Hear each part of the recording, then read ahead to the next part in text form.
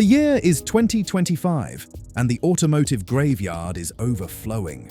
Right now, across America, there are cars sitting on dealer lots like automotive zombies.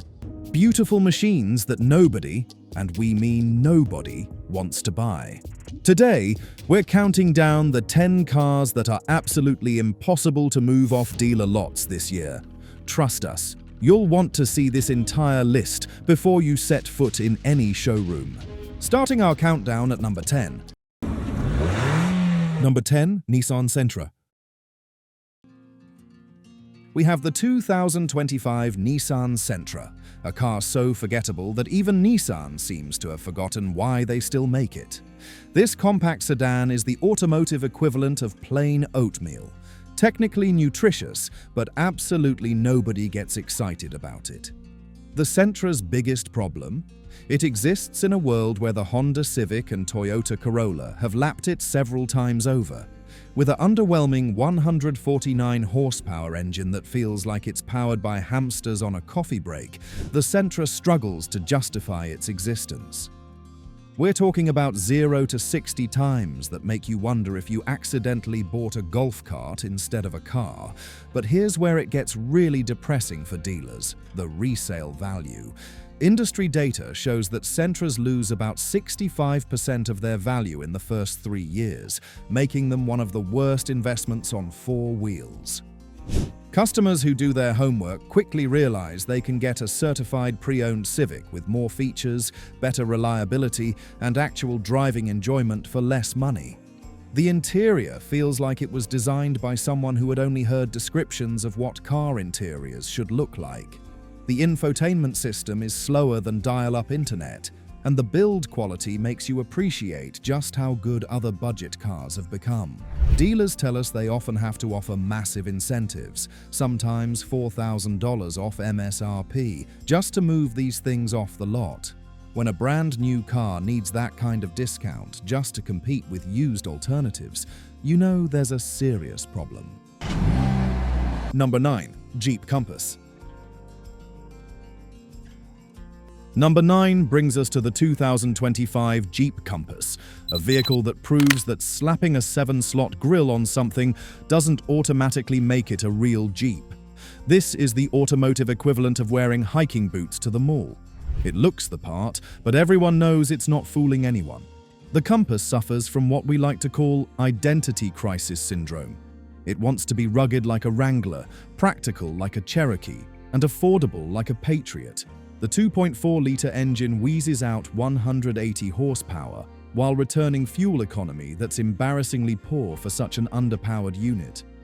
You're literally getting the worst of both worlds: slow acceleration and frequent gas station visits. But here's what really makes dealers sweat: the reliability reputation. The Compass has been plagued with transmission issues, electrical gremlins, and build quality problems that would make a British sports car from the 1970s seem reliable. Consumer Reports ranks it near the bottom for predicted reliability, and online forums are filled with horror stories from owners dealing with repeated dealer visits.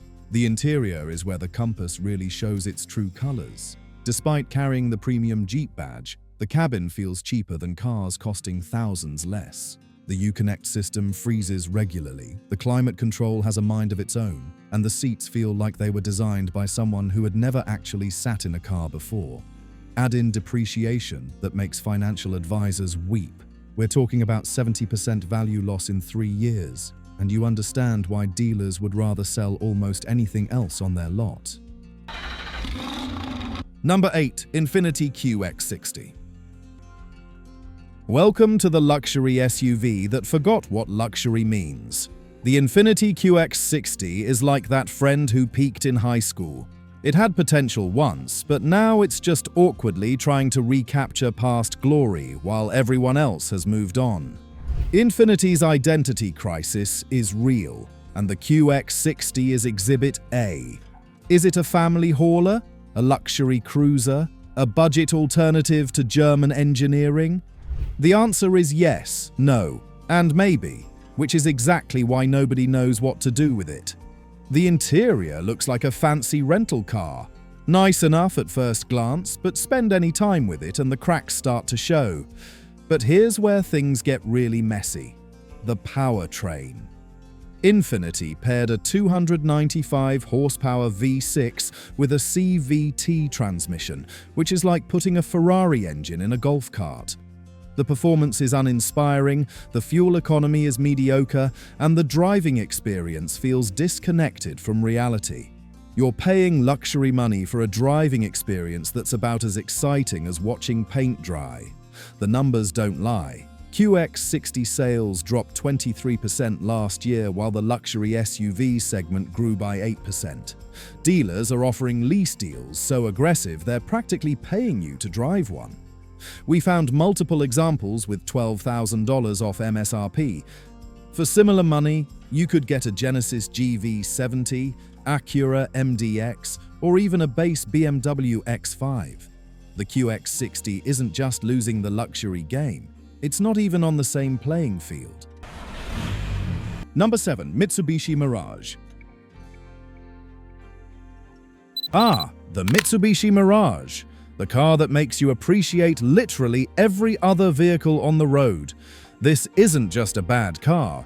It's an automotive cautionary tale about what happens when you prioritize cheapness over everything else, including basic human dignity. Let's paint the picture. The Mirage weighs about as much as a golf cart, produces 78 horsepower from its 3-cylinder engine, and feels like it was assembled by someone who'd never seen a car before. The interior is a festival of hard plastic that would make a Tonka truck jealous. And the driving experience is so uninspiring that we've seen people get more excited about riding public transportation. But here's the truly devastating part. It's not even that cheap anymore. With inflation and market adjustments, Mirages are creeping toward $20,000, which puts them in actual car territory. For that money, you could get a used Civic or Corolla that's infinitely better in every conceivable way. Dealers are basically giving these away. We found examples with $4,000 cashback, 1.9% financing, and free maintenance for 3 years. Even with all those incentives, they're still sitting on lots like automotive pariahs. The Mirage represents everything wrong with the race-to-the-bottom mentality in automotive design. Number 6. Lincoln Corsair. Lincoln's attempt at compact luxury is like watching your grandfather try to use TikTok, well-intentioned but ultimately painful to witness. The Corsair is supposed to compete with the BMW X3 and Mercedes GLC, but it feels more like a Ford Escape wearing a tuxedo. The fundamental problem with the Corsair is that it can't decide what it wants to be. Lincoln tried to inject some sportiness with the 295 horsepower turbo engine, but then saddled it with comfort-tuned suspension that makes it feel disconnected from the road. It's like they built a luxury car for people who don't actually like driving. And then there's the technology situation, which is borderline tragic. Lincoln's sync system makes you want to throw your phone out the window and go back to paper maps. The touchscreen is laggy. The voice commands work about half the time, and the interface looks like it was designed by someone who'd never used a smartphone. Market reality is brutal. Corsair sales have flatlined while competitors are thriving. Dealers are offering incentives that would make Black Friday shoppers jealous. $7,000 cash back, 0.9% financing, and lease deals that are essentially charity. One Lincoln dealer in California told us they've converted their Corsair display space into a coffee shop because at least that brings people into the showroom. The tragedy is that Lincoln actually makes some decent cars. In a world where Genesis exists, the Corsair feels like automotive homework. Technically correct, but completely joyless. Number 5. Chrysler Pacifica. The minivan market is already smaller than a New York City apartment, and the Chrysler Pacifica is making it even smaller by actively repelling potential buyers. This is a vehicle that should be dominating its segment, but instead, it's become a masterclass in how to snatch defeat from the jaws of victory. Let's be clear.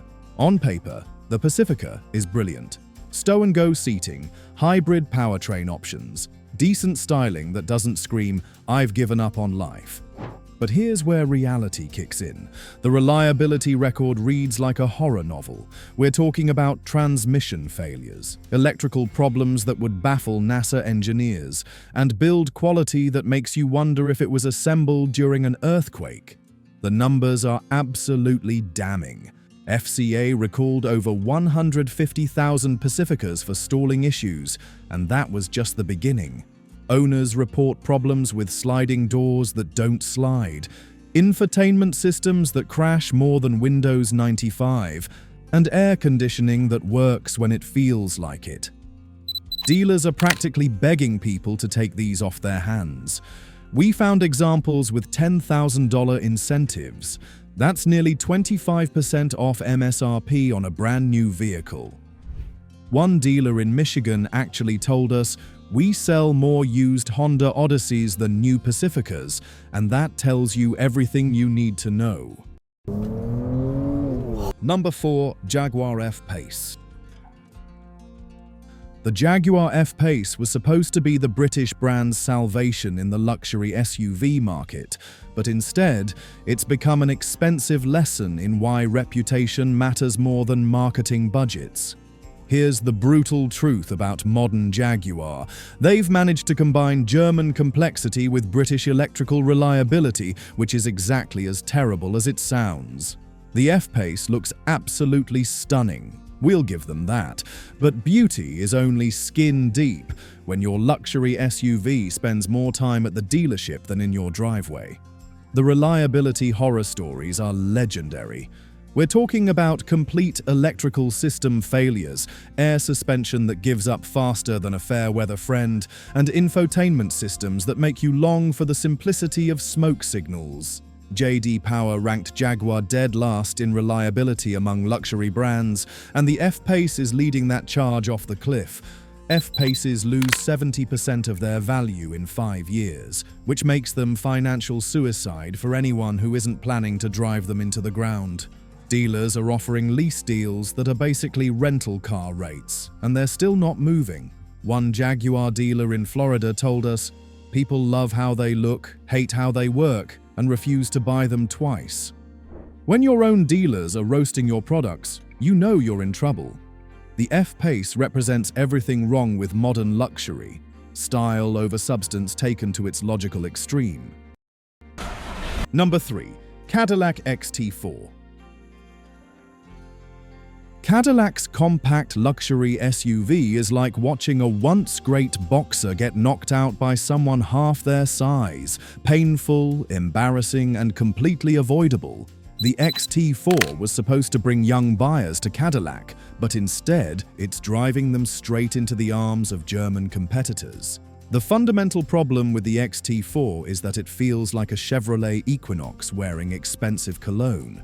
The interior materials are decent, the technology is adequate, and the performance is fine. But in the luxury segment, fine is the kiss of death. When you're asking people to spend $45,000, fine doesn't cut it. But here's where it gets really ugly. The 2.0-liter turbocharged engine. This thing produces 237 horsepower, which sounds respectable until you realize it's connected to a transmission that has the decision-making skills of a confused teenager. The power delivery is inconsistent, the fuel economy is mediocre, and the driving experience feels like you're piloting a luxury appliance. Market performance tells the whole story. Dealers are offering incentives that would make a clearance sale jealous. $8,000 cash back, 1.9% financing, and lease deals that practically pay you to drive one. The tragedy is that Cadillac actually knows how to build great cars. The CT4V and CT5V prove that. But the XT4 feels like it was designed by committee and built by robots who've never experienced joy. Number 2. Genesis GB60. Now this one might surprise you. The Genesis GV60 is actually a good car. Great, even. But in 2025's brutal EV market, Being good isn't enough when you're expensive, unfamiliar, and competing against Tesla's marketing machine and established luxury brands with better dealer networks. The GV60 represents everything right about Genesis's approach to luxury: gorgeous interior, cutting-edge technology, and build quality that makes German engineers jealous. The electric powertrain is brilliant, the range is competitive, and the driving experience is genuinely engaging. So why can't dealers sell them? 3 words: brand recognition matters. Genesis is still fighting the Hyundai's luxury brand perception, and in the EV space, that's a massive handicap. Genesis is stuck in the middle, making excellent cars that nobody knows about. The numbers are devastating. Genesis G560 sales are down 40%, while the luxury EV segment is actually growing. Dealers are offering $15,000 incentives on vehicles that MSRP for $65,000, and they're still not moving. One Genesis dealer in New York told us it's the best car nobody wants to buy. While Tesla owners have superchargers, GV60 owners are left playing Russian roulette with third-party networks that work half the time and charge twice as much. Number 1. Maserati Grecale. And here we are at number 1, the Maserati Grecale, a car that manages to be expensive, unreliable, and forgettable all at the same time. This is the automotive equivalent of buying a Rolex that keeps terrible time and costs twice as much as a better watch. Maserati's current situation is genuinely tragic. This is a brand with one of the most beautiful legacies in automotive history, reduced to rebadging Stellantis platform cars and hoping nobody notices. The Grecale is built on the same bones as the Jeep Grand Cherokee, which would be fine if they weren't charging $85,000 for the privilege. The reliability situation is absolutely catastrophic. We're talking about electrical systems that fail spectacularly, engines that develop problems faster than a soap opera plot, and build quality that makes Italian stereotypes seem generous. Consumer Reports won't even rate Maserati because the sample size of cars that work long enough to survey is too small. But here's what makes it truly painful. The driving experience doesn't justify any of it. The Grecale feels heavy, disconnected, and uninspiring. For the same money, you could get a Porsche Macan that's better in every measurable way, or a BMW X3M competition that would embarrass the Maserati on any road, track, or reliability survey. Dealers are desperate. We found Grecales with $20,000 discounts, which is insane for a luxury vehicle that's barely been on sale for 2 years. One Maserati dealer in Beverly Hills told us, "Rich people aren't stupid. They know a bad investment when they see one." That's our list of the 10 cars dealers can't sell in 2025. These vehicles prove the car market is tougher than ever. Stay away from these if you're shopping this year. Which car surprised you most? Let us know in the comments, hit that like button, and subscribe for more car market insights.